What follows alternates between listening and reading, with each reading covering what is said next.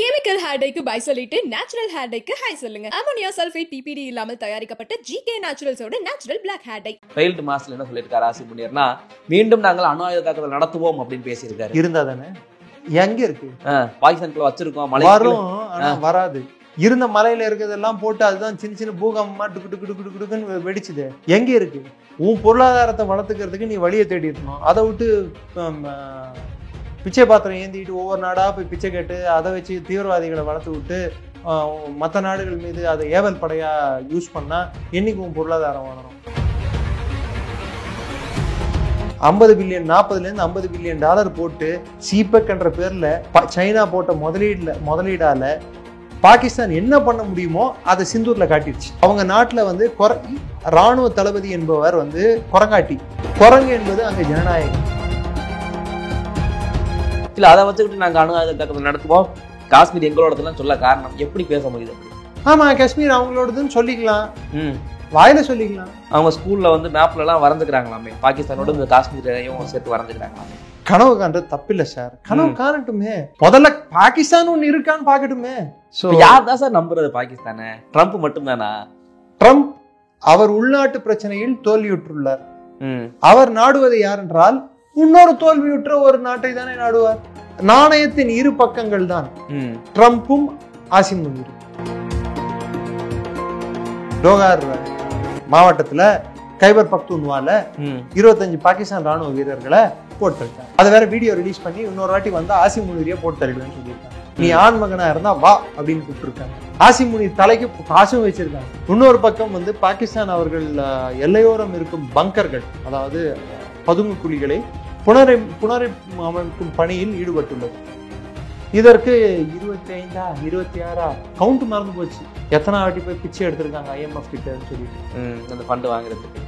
$1 billion போன வாரம் 1.5 பிச்சை வாங்கிட்டு வந்திருக்காங்க. பிச்சை வாங்குறதே ஒரு நாட்டுக்கு பொழப்பா இருந்தா பிச்சிஸ்தான் வச்சிருக்கோம், பாகிஸ்தான் வச்சிருக்கு. ஒவ்வொரு மாட்டியும் இவங்க போய் பிச்சை கேட்கறதும் IMF பிச்சை கொடுக்கறதும், இதை வச்சு அவங்க பங்கர்கள் கட்டுவதும், அந்த பங்கர்கள் கட்டுவதன் மூலம் இந்தியா மீது திரும்பியும் தாக்குதல்களை அதிகப்படுத்தவும் அவர்கள் முயற்சித்தார்கள் என்றால், அப்போ நெக்ஸ்ட் என்ன ஆபரேஷன் சிந்தூரோட கண்டினியூவேஷன் தானே அது.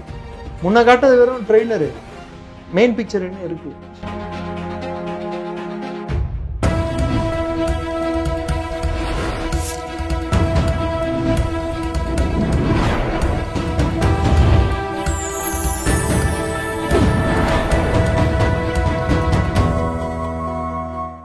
சேனல் 5 தமிழ் நேயர்களுக்கு வணக்கம். இந்த நேர்காணலில் நம்மோட இணைந்திருப்பவர் டிஃபென்ஸ் அனாலிஸ்ட் திரு நிரஞ்சன் அவர்கள். வாருங்கள் அவரோட பேசுவோம். சார் வணக்கம். சார் ஜெயின் வணக்கம். சார், இப்போ சமீபத்தில் பாகிஸ்தானுடைய ஃபெயில்டு மார்ஷல் ஃபீல்டா சார்? நீங்க எனக்கு தெரிஞ்சு ஃபெயில்டு, நீங்க ஃபீல்டுன்னு சொன்னீங்கன்னா நான் ஃபெயில்டுன்னு சொல்லுவேன். நீங்க சொன்னதை நான் ஃபெயில்டுன்னு எடுத்து, ஏன்னா செஞ்சு காமிச்சா தானே ஃபீல்டு, செயல் இல்லை, எதுவும் செயல் வீரர் இல்லை, வாய் சொல்லில் வீரர். ட்ரம்ப் மாதிரி. ட்ரம்ப் கூட கம்பேர் பண்ண, அட்லீஸ்ட் ட்ரம்பாவது தேர்தல் என்ன ஜெயிச்சாரு. இந்த ஆள் வந்து எப்படி ஜெனரல் ஆனாருன்னு கடவுளுக்கு தான் வெளிச்சம். Sir right sir. அப்படிப்பட்ட அந்த ஃபெயில்டு மாஸ்ல என்ன சொல்லியிருக்காரு ஆசி முனியர்னா, மீண்டும் நாங்கள் அணு ஆயுத தாக்குதல் நடத்துவோம் அப்படின்னு பேசியிருக்காரு. இருந்தா தானே? என்ன சார் இருந்தா தானேன்றீங்க? இருக்குதாமே. எங்க இருக்கு? பாகிஸ்தானுக்குள்ள வச்சிருக்கோம், மழை வரும் ஆனா வராது. இருந்த மலையில இருக்கிறதெல்லாம் போட்டு அதுதான் சின்ன சின்ன பூகம்பமா டுக்குன்னு வெடிச்சுது. எங்க இருக்கு? அதுவும் போச்சா? போச்சு. ஆபரேஷன் சிந்தூர்லயே முடிஞ்சு. இல்ல, பேச்சு ரொம்ப ஓவரா இருக்கு. திரும்ப தாக்குதல் நடத்துவோம், காஷ்மீர் எங்களோடது அப்படின்லாம் பேசுறாரு. அதாவது வைத்தறிச்சல் வைத்தின்னு ஒரு கேரக்டர் வரும் பழைய தமிழ் படத்துல, நாகேஷோட கேரக்டர். கிட்டத்தட்ட இவர் வைத்தறிச்சல் முனீர்ன்ட்டு இவருக்கு பேரை மாத்திரலாம். ஆசிம் முனீருக்கு பதிலா இந்தியாவோட பொருளாதாரத்தை பார்த்து வைத்தறிச்சல் பட்டுள்ளார். உன் பொருளாதாரத்தை வளர்த்துக்கிறதுக்கு நீ வழியை தேடி இருக்கணும். அதை விட்டு பிச்சை பாத்திரம் ஏந்திட்டு ஒவ்வொரு நாடா போய் பிச்சை கேட்டு அதை வச்சு தீவிரவாதிகளை வளர்த்து விட்டு மற்ற நாடுகள் மீது அதை ஏவல் படையா யூஸ் பண்ணா என்னைக்கு உன் பொருளாதாரம் வளரும்? நான் IT செக்டார்ல வளர்ந்தேன், நீ இன்டர்நேஷனல் டெரரிசம்ல வளர்ந்த. நான் இன்ஃபர்மேஷன் டெக்னாலஜினா நான் இன்டர்நேஷனல் டெரரிசம். நீ என்னைக்காவது இன்ஃபர்மேஷன் டெக்னாலஜில வந்து டஃப் கொடுத்துருந்தேன்னா இந்தியாவுக்கு இந்நேரத்துக்கு நீ ஏதாவது 10 பேரை படிக்க வச்சிருக்கலாம், 10 கம்பெனியை உருவாக்கியிருக்கலாம். உன் நாட்டில் ப்ராக்டர் அண்ட் கேம்பிள் நாட்டை விட்டு வெளியே போயிடுச்சு, மல்டிநேஷனல் கம்பெனி எல்லாம் வெளியே, IBM போயிடுச்சு, ஒவ்வொரு கம்பெனியா உன் நாட்டை விட்டு வெளியே போயிட்டு இருக்கு, ஃபாரின் கம்பெனி எல்லாம். ஏன்னா உன் நாட்டில் வந்து கம்பெனி வச்சுட்டு இருக்கிறதுக்கு அதை ஓட்டுறதுக்கு யாருமே இல்லாத கடையில் யாருக்கடா டீ ஆத்துறீங்கன்ற மாதிரி பாகிஸ்தான் வந்து வேலைக்காகாத ஒரு நாடு, இந்த நாட்டில் எதுவும் பிரயோஜனம் இல்லைன்ட்டு அவங்களே டிக்ளேர் பண்ணிட்டு மூடிட்டு கடையை மூடிட்டு போறாங்க. கொஞ்சம் மிச்ச மீதி இருக்க சைனாக்காரனும் கடுப்புல உட்காந்துருக்கான். நீ வேற அவனுக்கு வேற படம் போட்டு காட்டிட்ட, உன் மெசேஜ் எல்லாம் டம்மி பீசுறா அப்படின்னு சொல்லிட்டு அதை சிந்தூர்ல. இப்போ PL-16 மெசேஜ்ல வந்து அதுல என்ன குறைபாடுகள் இருக்கு, ஏன்னா அதை தான் நம்ம வந்து அடிச்சு படுக்க வச்சிட்டோமே வந்து ஊடுருவன மெசேஜ் எல்லாம், இதுல என்ன குறைபாடு இருக்குன்னு சொல்லிட்டு இப்ப சைனா மெசேஜ் எவனும் வாங்க மாட்டேங்கிறான். அவன் வியாபாரத்தையும் கெடுத்து விட்ட. ஒரு படத்துல சத்யராஜும் வடிவேலும் வந்து கூட்டு போனா ஒரு வைக்கா போற விற்கிறதுக்கு ஒரு இது நடக்கும், அது பிசினஸ் நடக்கும். கடைசியில கெடுத்து விட்டுருவாரு. கெடுத்து விட்ட உடனே இவங்க சொல்லுவாங்க, காலையில குறவழி வரைக்கும் சோறு போட்டு உன்னை கூட்டு வந்ததுக்கு உன்னால என்ன முடியுமோ அதை பண்ணிட்டேன் அப்படின்ட்டு. அது மாதிரி 50 பில்லியன் 40லேருந்து $50 பில்லியன் போட்டு சிபெக் என்ற பேர்ல சைனா போட்ட முதலீடால பாகிஸ்தான் என்ன பண்ண முடியுமோ அதை சிந்தூர்ல காட்டிடுச்சு. போச்சா சைனா மேல இருந்த பயம் போச்சு. அவனுக்கு அவன் வாங்கிட்டு அவனை நம்பி வாங்கிட்டு இருந்த அந்த ஆயுதங்கள் வியாபாரம் போச்சு. சுத்தி இருக்கிற நாடுகள் வந்து சைனாவை இன்னைக்கு மதிக்கிற மதிப்பு போச்சு.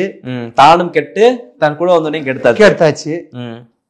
இந்த அழகுல இப்போ அந்த மடியில இருந்து அப்படியே பல்ட்டி அடிச்சு இந்த மடியில போய் தாவி உட்கார்ந்த ட்ரம்ப் மடியில. பெரிய குரங்கு வித்தக்காரா இருப்பாரு போலயே. பாகிஸ்தான் ஆர்மில என்னைக்கு உண்மையான வித்தக்காரன் இருந்திருக்கான்? அதான் ஃபீல்ட் மார்ஷலா. பின்ன அதாவது அவங்க நாட்டுல வந்து ராணுவ தளபதி என்பவர் வந்து குரங்காட்டி, குரங்கு என்பது அங்க ஜனநாயகம். இவங்க ஆட்டி வச்சா ஆடும். ஆமா, ஜெயிச்சவனை தோக்கடிக்கிறதும் தோத்தவனை ஜெயித்ததா சொல்றதும் மாத்தி மாத்தி அறிவிக்கிறதும். நான் சொல்றேன், பேருங்களே சொல்றேன். ஜுல்ஃபக்கீர் அலி பூட்டோவை உருவாக்கியது அயூப் கான், ஃபீல்ட் மார்ஷல் அயூப் கான், முதல் ஃபீல்ட் மார்ஷல் பாகிஸ்தான் அயூப் கான்.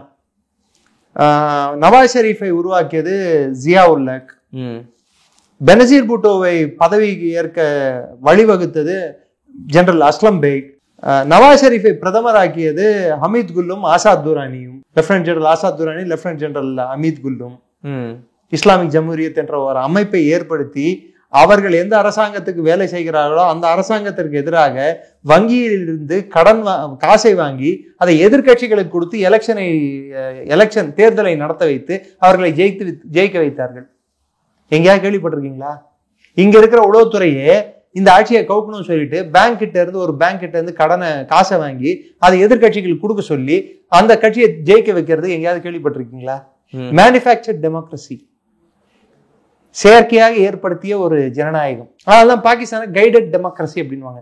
அதாவது ராணுவம் வந்து ஜனநாயகம் இப்படி இருக்க வேண்டும் என்று அவர்கள் அறிவுறுத்தல் பேரில் அரசாங்கம் செயல்படும். இப்படி அதாவது இங்க வந்து முதல்வரின் அறிவுறுத்தல் பேரில், பிரதமரின் அறிவுறுத்தல் பேரில், இந்திய அரசின் அறிவுறுத்தல் பேரில், தமிழக அரசின் அறிவுறுத்தல் பேரில், இப்படிதான் நம்ம சொல்லுவோம். ராணுவத்தின் அறிவுறுத்தல் பேரில் அப்படின்னு சொன்னா அது பாகிஸ்தான். புதுசா இல்ல கேட்கறதுக்கு? எப்படி ஜனநாயகத்தை ராணுவம் அறிவுறுத்துமா, ஜனநாயகத்தை எப்படி நடத்தணும்னு சொல்லிட்டு. இப்ப இருக்கிறது ஷாபாஸ் ஷெரீஃபை உருவாக்குனது, இம்ரான் கானை உருவாக்குனது யாரு? ஜெனரல் பாஜ்வா. ஷாபாஸ் ஷெரீஃபை உருவாக்குனது யாரு? ஆசிம் முனீர். யாராவது தன்னிச்சையா பதவிக்கு வந்திருக்காங்களா? முதல்ல ஷாபாஸ் ஷெரீஃப் 5 வருஷம் கம்ப்ளீட் பண்ணுவார பார்க்கலாம். அதுவே தகுடத்தான் தான். ஏன்னா எந்த பிரதமரும் பாகிஸ்தான் வரலாற்றில் அன்றும் இன்றும் என்றென்றும் 5 வருடம் முழுமையாக அவர்கள் பதவி காலத்தை முடித்ததாக வரலாறு பூகோளம் எதுவும் இல்லை. இதுதான் பாகிஸ்தானின் ஜனநாயகம். இல்ல அதை வச்சுக்கிட்டு நாங்க அணு நடத்துவோம், காஷ்மீர் எங்களோடதுலாம் சொல்ல காரணம் எப்படி பேச முடியுது அப்படி? ஆமா, காஷ்மீர் அவங்களோடதுன்னு சொல்லிக்கலாம், வாயில சொல்லிக்கலாம். அவங்க ஸ்கூல்ல வந்து மேப்ல எல்லாம் வரைஞ்சுக்கிறாங்களாமே, பாகிஸ்தானோட இந்த காஷ்மீரையும் சேர்த்து வரைஞ்சுக்கிறாங்களாமே. கனவு காண்றது தப்பில்லை சார், கனவு காணட்டுமே. முதல்ல பாகிஸ்தான் ஒண்ணு இருக்கான்னு பாக்கட்டுமே. தான் நேற்று தான் ஒரு 25 பேர் பாகிஸ்தான் ராணுவத்தினரை தேரிக்கே தாலிபான் டோகார் டிஸ்ட்ரிக்ட், அதாவது டோகார் மாவட்டத்துல கைபர் பக்தூன்வால 25 பாகிஸ்தான் ராணுவ வீரர்களை போட்டு தள்ளிட்டாங்க. அதை வேற வீடியோ ரிலீஸ் பண்ணி இன்னொரு வாட்டி வந்து ஆசிம் முனீரியை போட்டு தள்ளிடுவேன்னு சொல்லியிருக்காங்க. நீ ஆண் மகனா இருந்தா வா அப்படின்னு கூப்பிட்டு இருக்காங்க. ஆசிம் முனீர் தலைக்கு காசும் வச்சிருக்காங்க. 10 கோடி ரூபாய் என்ன வச்சிருக்காங்க. எந்த பொந்துல போய் ஒளிஞ்சிட்டு இருக்காரு ஆசிம் முனீர்? சரி, அவ்வளவு பெரிய சிந்தூர் தாக்குதல் நடக்கும்போது என்னைக்காவது வெளியே வந்தாரு அவரு? எங்க போனானே தெரியலையே. பயம் நல்லது, அதுவும் இந்தியாவை பார்த்தா பயப்படணும். ஒருவேளை அஞ்சியதால் தான் அவருக்கு ஃபீல்டு மார்ஷல் என்ற விருதை பாகிஸ்தான் கொடுத்ததோ என்னவோ. ரெண்டாவது, அங்க இருக்கும் இராணுவத்துக்குள்ளேயே விபேதங்கள் ஏற்பட்டுள்ளது. ஆனா பாகிஸ்தான் இந்தியா மாதிரி இல்லை. இங்க எப்படி சீஃப் ஆஃப் டிஃபென்ஸ் ஸ்டாஃப் இருக்காரோ அது மாதிரி பாகிஸ்தானுக்கு chief of joint chief of staff committee அப்படின்னு ஒன்று இருக்கு. முப்படைகளுக்கும் ஒரு சீஃப், ஒரு தளபதி இருப்பார், ஜாயிண்ட் சீஃப் ஆஃப் ஸ்டாஃப் அப்படின்னு சொல்லிட்டு. அவர் பேரு ஜெனரல் சஹீர் ஜம்ஷத் மிர்சா. அவர் இன்னும் ஜெனரல் தான், ராணுவ தளபதியை ஃபீல்ட் மார்ஷல் ஆக்கிட்டாங்க. சீனியாரிட்டியில மிர்சா வந்து சீனியர், ஆனா ரேங்க் வந்து முனீர் சீனியர் ஆயிட்டார். ஸோ இவங்க 2 பேருக்குள்ள பணிப்பு வர ஆரம்பிச்சிருச்சு. ஒரு வெளிப்படையாகவே ஒரு மீட்டிங்ல 2 கருத்துக்களை ஓப்பனா சொல்றாரு. இந்தியாவோட அமைதி பேச்சுவார்த்தை நாட வேண்டும், காஷ்மீர் உட்பட பல விஷயங்களை பேசி தீர்த்து கொள்ள வேண்டும் பாகிஸ்தான். இந்தியா வந்து தெற்காசியாவின் வல்லரசு என்பதில் நமக்கு எந்த ஐயமும் இருக்கக்கூடாது என்று பாகிஸ்தானின் joint chief of staff committee Sahir Shamshad Mirza சொல்றாரு. ஆசிம் முனீர் இதற்கு நேர் எதிரா நான் நியூக்ளியர் பாம்பு போட்டுருவேன். சரி, நீ நியூக்ளியர் பாம்பு போடுற லட்சணத்தை எந்த லட்சணத்துல உனக்கு நியூக்ளியர் பாம்பு இருக்குன்ட்டு உலகத்துக்கே தெரியும். உன்னோட ட்ரக் எரெக்டட் லான்ச்சர்ஸ் வந்து அந்த எரெக்டட் லான்ச்சர்ல அந்த இது மெசைல் நிக்கிறதுக்கு முன்னாடியே நாங்க அடிச்சிருவோம். நம்ம அடிச்சிருவோம். உன்னோட சர்கோடா பேஸ்ல இருந்த இது, ரேமியார் கான்ல இருந்த ரன்வே, உன்னோட நூர்கான் பேஸ்ல இருந்த அண்டர் கிரவுண்ட் பங்கருங்க என்ன ஆச்சுன்னு சொல்லிட்டு கொஞ்சம் வரலாற்றின் பக்கங்களை புரட்டி பாக்குக அப்படின்னு ஒரு எக்ஸாம் வச்சா பாகிஸ்தானுக்கு நல்லா இருக்கும். இன்னும் ஆனா ஃபெயில்டு மார்ஷல் எப்படியும் ஃபெயில் தான் போறாரு. அவர் அந்த எக்ஸாம் வச்சாலும் ஃபெயில் தான் ஆவாரு. சரி சார், இவர் பேசுறது ஒரு காமெடி, தள்ளி விட்டு போயிடலாம். ஆனால் உபேந்திர திவேதி அவர்கள் தொடர்ந்து சொல்லிக்கிட்டே இருக்காரு, ஆப்ரேஷன் செந்தூர் 2.2 அடுத்து கூடிய விரைவில் நடக்கும், தயாரா இருக்கணும், திரும்ப திரும்ப ராணுவ. அது காரணம் பாகிஸ்தான் சர்க்ரீக்ல லைட்டா பின் பிரிக் பண்ணாங்க நம்மள. அதாவது குஜராத்தை ஒட்டி இருக்கக்கூடிய ஒரு சதுப்பு நிலமானது சர்க்ரீக் என்று சொல்லப்படுகிறது. அந்த சதுப்பு நிலத்துல வந்து ஆயில் அண்ட் நேச்சுரல் கேஸ் அதிகம், எண்ணெய் வளம் இருக்கிறது, அதே போல கேஸ் இருக்கு, எரி வாயு. அந்த பிரச்சனையானது 1965 தொடர்ந்து கொண்டு இருக்கிறது. டால்வெக் லைன் சொல்லிட்டு, பான்கங்கா அப்படின்னு சொல்லிட்டு இண்டஸ் நதி வந்து அந்த இடத்துல தான் கடலில் கலக்கும், அரேபிய கடல் கலக்கிற இடம். அந்த கலக்கிற இடத்த வந்து சர்ச்சைக்குரிய பகுதியாக தான் இன்னும் கருதுறோம். ஃபுல்லா டிமார்க்கேட் ஆகலை. இது எந்து அது உந்துன்னு சொல்லிட்டு மாத்தி, ஏன்னா அது சதுப்பு நிலமா இருக்கிறதுனால ஒரு பர்மனன்ட் எல்லை கூட கிழிக்க முடியாது. நைட் ஆனா வந்து தண்ணி உள்வாகிறதும், பகல்ல தண்ணி குறையறதும், லெவல் குறையறதும் மாத்தி நடக்கும். உள்வாங்கிறதும் வெளியே போகிறதும். இது மாதிரி ஒரு இடத்துல வந்து ஸ்மக்லர்ஸ், போதைப் பொருட்கள், மற்ற பொருட்களும் உள்ளே வருவதும், இது பாகிஸ்தான் அப்பப்போ குஜராத் வழியாக உள்ளே தள்ளுவதற்கு முயற்சி செய்து கொண்டிருக்க கோஸ்ட் கார்டும் மற்றவங்களும் பாதுகாப்பு பணியில் ஈடுபட்டிருக்காங்க. அந்த சூழ்நிலையில் பாகிஸ்தான் ராணுவம் இங்கே வந்து அத்துமீறி சில வேலைகளை செய்வதற்கு முயற்சிக்கு நேரிட்டது. அதை எதிர்கொள்ளும் விதமாக நமது பாதுகாப்பு படைகள் பதிலடி கொடுத்தார்கள்.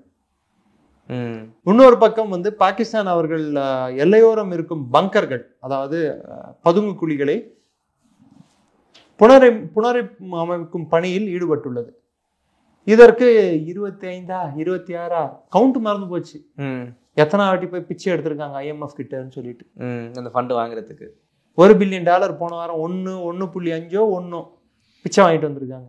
பிச்சை வாங்குறதே ஒரு நாட்டுக்கு பொழப்பா இருந்தா பிச்சிஸ்தான் வச்சிருக்கோம், பாகிஸ்தான் வச்சிருக்கு. பிச்சைஸ்தான் கரெக்டா இருக்கா பேரு? அருமை. ஆமா, அந்த நாடே ஒரு பிச்சையில் உருவாயினம் தான். பத்தாவதுக்கு வெளிநாடு போய் பிச்சை எடுத்து தலைவர்கள் IMFல பிச்சை எடுக்கிறீங்க, அங்க நாட்டு மக்கள் நாடு விட்டு நாடு போய் விசா, சவுதி அரேபியா விசாவே கொடுக்க மாட்டேன் போடா அப்படின்னு கொடுக்க மாட்டேன். இது வேற பாதுகாப்பு ஒப்பந்தம் வேற. என்ன சார் நடக்கு? எனக்கு ஒண்ணுமே புரியல. பாதுகாப்பு ஒப்பந்தம் போற, நீ விசா தர முடியாதுன்னு சொல்ற, உனக்கே நம்பிக்கை இல்லை இவங்க மேல. யாருக்குமே பாகிஸ்தான் மேல நம்பிக்கை இல்லை சார். பாகிஸ்தான் வந்து எப்படிப்பட்ட நாடுறான்னா காசுக்கு மாரடிக்கிற ஒரு ராணுவம். அந்த இராணுவத்துக்கு போடுற எலும்பு துண்டுக்கு வாலாற்ற அரசியல் தலைவர்கள். அந்த நாடே வந்து இராணுவத்தின் ரியல் எஸ்டேட். அந்த நாட்டின் மிகப்பெரிய பங்குதாரர் யார் என்றால் பாகிஸ்தான் இராணுவம் தான், மக்கள் இல்லை. அங்க மக்கள் இராணுவத்திற்காக மக்களை தவிர்த்து மக்களுக்காக இராணுவம் அல்ல, மக்களுக்காக ஜனநாயகம் இல்லை. ஜனநாயகம் என்ற பெயரில் இராணுவம் ஆட்சி நடத்துவதற்கு ஒரு ஜனநாயகம், அதற்கு தலைவர்கள். இதுதான் பாகிஸ்தான்.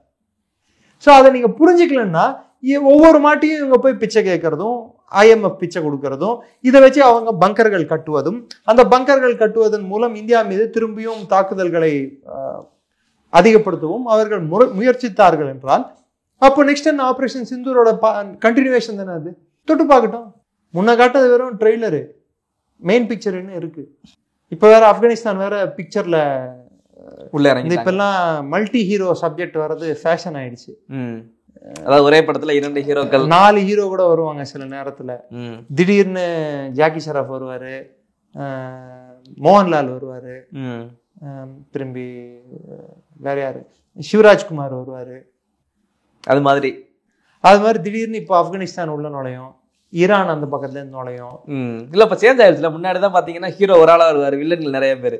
இப்ப ஹீரோலாம் கரண்ட் நடக்குது, அப்படி ட்ரெண்டே மாறிடுச்சு பாருங்க. பாகிஸ்தான் ஒண்ணு, மத்தளத்துக்கு ஒரு பக்கம் அடி, இப்ப மல்டி எல்லா பக்கமும் அடி. ட்ரம் மாதிரி தான், இந்த மல்டிபிள் ட்ரம் வச்சிருப்பாரு சிவமணி தெரியுமா, வரிசையா வச்சிருப்பாங்க பாருங்க சைஸ் வாரியா. அது மாதிரிதான் பாகிஸ்தான் அடிக்க போறாங்க. பத்தாவதுக்கு பலுச்சிஸ்தான் வேற, அந்த பக்கம் பலுச்சிஸ்தான் எரியுது, இந்த பக்கம் கைபூர் பக்துன்வா எரியுது. சிந்துல வேற ஒரு போராட்டம் வெடிச்சிருக்கு. ஈரான் தேரிக்கே லபைன்னு சொல்லிட்டு ஒரு அமைப்பு, அவங்க வந்து அமெரிக்காவோட போட்ட ஒப்பந்தத்தை எதிர்த்து அவங்க போராட ஆரம்பிச்சிருக்காங்க. ஈரான் வேற வந்து அமெரிக்காவுக்கு நீ பேஸ் கொடுத்தா உன்னை விடமாட்டேன்னு சொல்லியிருக்காங்க. ஆப்கானிஸ்தான் வந்து நீ அமெரிக்கா உள்ள விட்ட நீ காலின்னு சொல்றாங்க. இந்த பக்கம் இந்தியா மெதுவா ஆட்டத்தை பாக்குது விளையாடு. சைனா வந்து ஹேண்ட்ஸ் ஆஃப் அப்ரோச், நீ பண்ணது போதுமடா சாமி, நல்ல பொண்ண, இப்படியே இருந்ததையும் கெடுத்து விட்ட, என் வியாபாரத்தை கெடுத்தது இல்லாம என் பேரை கெடுத்தது இல்லாம கடைசியில என்னோட இருப்புக்கே ஓலை வச்சுட்ட, நான் போட்ட ரோட்ல அமெரிக்காவோட வண்டியை ஓட விட்ட, உன்னை நம்ப முடியாது, நீ எடுப்பார் கைப்பிள்ளை. சோ உன்னை நம்பவும் முடியாது, உன்னை நம்பி பணம் போடவும் முடியாது. போட்ட வரைக்கும் போதும். யார்தான் சார் நம்புறது பாகிஸ்தான? ட்ரம்ப் மட்டும் தானா? அதுதான் சொன்னாங்க. நான் சொல்றேன், தப்பா எடுத்துக்கூடாது. தோர்த்தவர்களையே நாடுவார்கள். இது ஒரு புது ஒரு பொன்மொழி. தோர்த்தவர்களையே நாடுவார்கள். ட்ரம்ப் அவர் உள்நாட்டு பிரச்சனையில் தோல்வியுற்றுள்ளார். அவர் நாடுவது யார் என்றால் இன்னொரு தோல்வியுற்ற ஒரு நாட்டை தானே நாடுவார். அங்கீகாரமற்ற, செல்வாக்கற்ற, பொருளாதாரமற்ற, நிலையற்ற தன்மை உள்ள ஒரு மக்கள் செல்வாக்கற்ற ஒரு அரசை தானே அவர் நாடுவார். ஒரு அரக்கத்தனமான, கேலிக்கூத்தான, முதுகெலும்பில்லாத இராணுவ தளபதியை தானே அவர் மதிப்பார். சோ இந்த ஒரு சூழ்நிலையில நாணயத்தின் இரு பக்கங்கள் தான் ட்ரம்ப்பும் ஆசிம் முனீரும். அப்படி 2 பேரும் அப்படி பொங்குது பாருங்க இந்தியாவோட பொருளாதாரத்தை பார்த்து.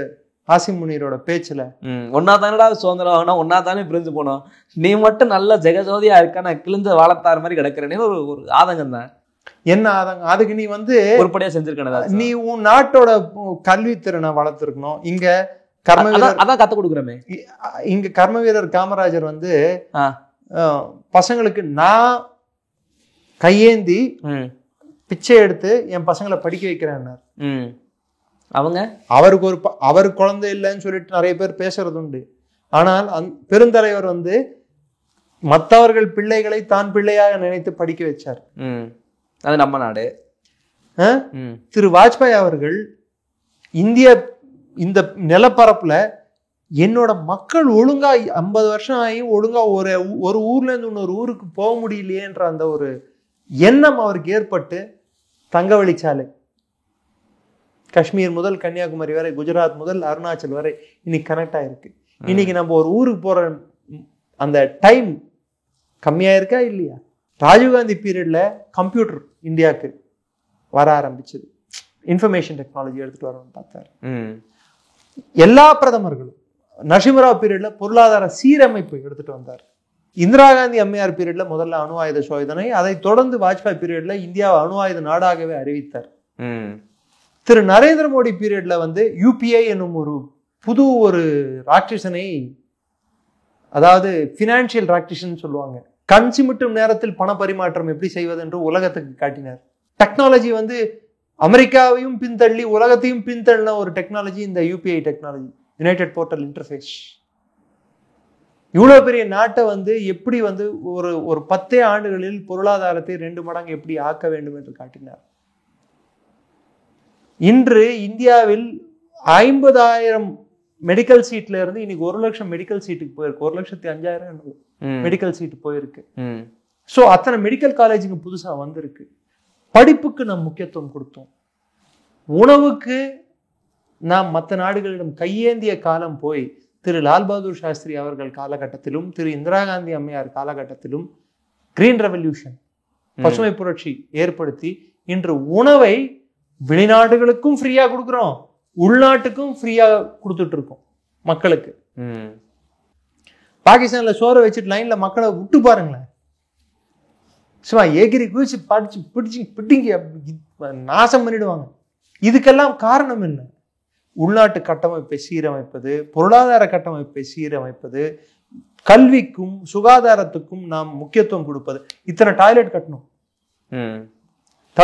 இத்தனை தடுப்பூசிகள் போட்டோம், போலியோவை அழிப்பதற்கு, அதாவது அகற்றுவதற்கு, போலியோவை குறைப்பதற்கு பல்ஸ் போலியோ அப்படின்னு சொல்லிட்டு ஒரு ஸ்கீம் எடுத்துட்டு வந்தோமா இல்லையா? சினிமா ஹீரோக்கள்ல இருந்து எல்லாரும் போலியோ போடு, பஸ் ஸ்டாண்டு முச்சந்தியா வீடுகளா தேடி குழந்தைகளுக்கு போலியோ சொட்டு மருந்து கொடுத்தோம். இந்த அரசாங்கம் ஏன் இதெல்லாம் பண்ணாங்க? இன்னைக்கு ஒரு குழந்தை கருவுல இருக்குன்னு சொல்லும் போதே அந்த குழந்தைக்கு தேவையானது என்னன்னு சொல்லிட்டு அதுக்குன்ட்டு ஒரு பதிவீடு போட்டு அதுக்கு இந்த டைம்ல ஊசி போடணும்னு சொல்லி அரசாங்கம் ஃப்ரீயா ஊசி போடுதா? அது மத்திய அரசோ மாநில அரசோ யாராவது இருக்கட்டும். ஊக்கத்தொகையும் கொடுக்குறாங்களா இல்லாதப்பட்டவங்களுக்கு? அவங்களோட அந்த தாய் சேய் ரெண்டுத்தோட நலன் கருதி கொடுக்கறது உண்டா? ஆனா பாகிஸ்தான் என்ன நடக்குது?